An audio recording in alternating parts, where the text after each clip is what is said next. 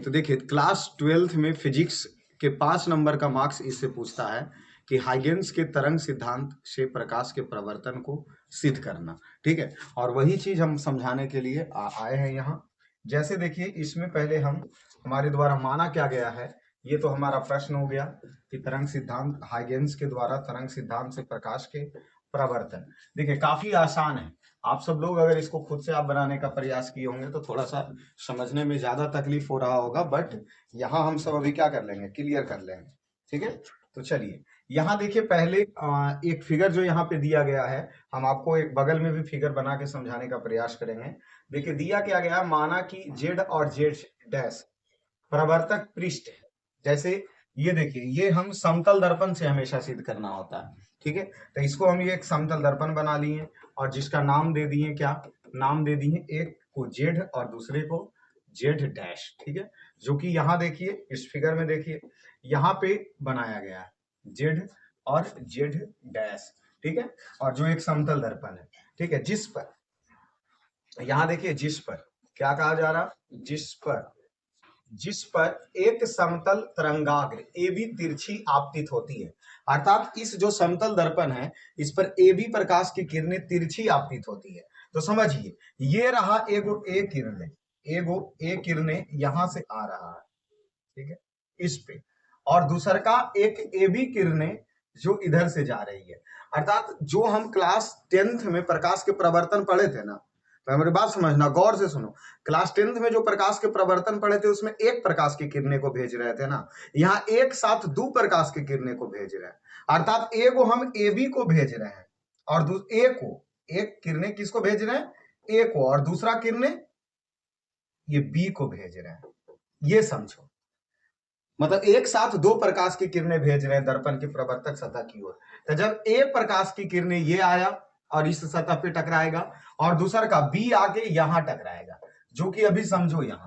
तो क्या कहा जा रहा है, ए बी तिरछे आपतित होती है। समतल दर्पण बना लिए, एगो ए प्रकाश को गुजारे, दूसर का बी प्रकाश को गुजारे, और ये माना कि यह T1 जीरो समय में यह बिंदु ए पर पहुंच जाती है। अर्थात ये T1 जीरो समय में, जैसे ये जो प्रकाश की किरणें हैं ये कुछ समय में तो यहां पहुंचेगा ना, कुछ समय में ये प्रकाश की किरणें ए बिंदु पर पहुंचेगी। ठीक है, उसके बाद तथा टी समय के बाद यह A1 पर पहुंचता है। अब एक बात समझो कि जिस समय ई प्रकाश की किरणें ए पर पहुंच रहा था उस समय जो ये बी प्रकाश की किरणें अभी रास्ते में होगा। ये तो बात एकदम निश्चित है, होगा या नहीं होगा। समय के बारे में सोचो, जो T1 बराबर जीरो समय में ए प्रकाश की किरणें इस सतह पे पहुंचा, उस समय बी प्रकाश की किरणें आधा रास्ता में ही होगा। लेकिन यह A1 पर पहुंचने में ए डैश पर पहुंचने में T1 समय ले लिया। अर्थात ई टी समय में पहुंचा और ई टी डैश समय में पहुंचा। ठीक है, टी डैश समय में पहुंचा। ये बात यहां तक एकदम निश्चित है, यही चीज अभी तक लिखें, यहां तक लिखें, यहां तक समझ में आ गया। ठीक है, उसके बाद कह रहा जब ये तरंग ए और ए डैश पर आपतित होता है तो हाइगेंस के सिद्धांत के अनुसार जब बिंदुओं से द्वितीय तरंग भी चाल से आगे बढ़ता है, मतलब आएगा टकराएगा तो भी चाल से तो आगे बढ़ेगा ना टकराने के बाद, हाइगेंस के तरंग सिद्धांत के अनुसार। क्या इतना अभी तक के क्लियर है? कुछ नहीं बनाए, एगो समतल दर्पण बनाए। ठीक है, एगो समतल दर्पण बनाए, चीज को समझिएगा, चीज को क्या कीजिएगा, समझना है। एगो क्या बनाए हैं, समतल दर्पण बनाए। यह देखिए छोटा एक फिगर हम बनाते हैं यहाँ पे। ठीक है, ये रहा एगो समतल दर्पण बनाए, ए प्रकाश की किरणें को भी ला रहे हैं और बी को भी ला रहे हैं। जिस समय T1 समय में ए प्रकाश मतलब ए बिंदु पर पहुंचा और ये बी प्रकाश ए डैश बिंदु पर पहुंचा, तरंग सिद्धांत के अनुसार ये इस पर से टकराया और यहां से क्या हो गया, आपतित हो गए, जो कि किस चाल से हुआ, भी चाल से आगे की ओर बढ़ो। क्या कहा जा रहा, जब तरंग बी बिंदु ए पर पहुंचती है, ए डैश पर पहुंचती है, यहां समझो ये वाला जो तरंग जब यहां पहुंचा, ये वाला तरंग यहां पहुंचा, गौर से समझना है। ए तरंग यहां पहुंचा तो ये बी तरंग यहां पहुंचा। जब यही बात यहां कह रहा कि जब ये जो बी तरंग है ना, जब ए डैश पर जब पहुंचा उस समय तक ई वाला तरंग रिटर्निंग यहां तक आ गया था। फिर से ये तरंग जब यहां पहुंचा तो ये वाला तरंग बी बिंदु पर पहुंचा, ठीक है। उसके बाद ये वाला तरंग जब यहां से चलना शुरू किया और ए डैश पर पहुंच गया, उस समय तक बी तरंग कहां पहुंचा, ए डैश पर ही पहुंचा। ये यही बात कह रहा कि जब बी तरंग जब तक ए डैश पर पहुंचता है तब तक ए तरंग कहां तक पहुंच जाता है, बी डैश तक पहुंच जाता है। इतना ही खेला है। यदि माध्यम में प्रकाश की चाल क्या है, भी है, और समय कितना ले रहा, टी समय। हम फिर से फिगर बनाते हैं और जीरो से समझने के प्रयास करते हैं एकदम बारी बारी से। जेड और जेड डैश एक कौन सा दर्पण है, जेड और जेड डैश समतल दर्पण है। ए प्रकाश की किरणें और बी प्रकाश की किरणें चलती है। ए प्रकाश की किरणें जब ए बिंदु पर पहुंचती है उस समय जो बी प्रकाश की किरणें सिर्फ मात्र कौन बिंदु पर पहुंचता, बी बिंदु पर ही पहुंचती है। जब ये बी प्रकाश की किरणें कौन बिंदु पर, ए डैश पर पहुंचती है, उस समय यह प्रकाश की किरणें कहां चली जाती है, बी डैश पर चली जाती है। फिगर देखो कुछ तो मिलता जुलता होगा, कुछ तो मिलता जुलता होगा। यहां तक अभी तक मिल रहा है ना। और याद करो क्लास 9 की, एगो प्रकाश की किरणें भेजो तो बीच में अभिलंब, यहां भी बीच में ई पट्टी के कोण और ई पट्टी के कोण, ई पट्टी के कोण आई और ई पट्टी के कोण आर होता है। ए बिंदु से क्या करेंगे, ए बिंदु से किस पर, बी पर लंब डालेंगे।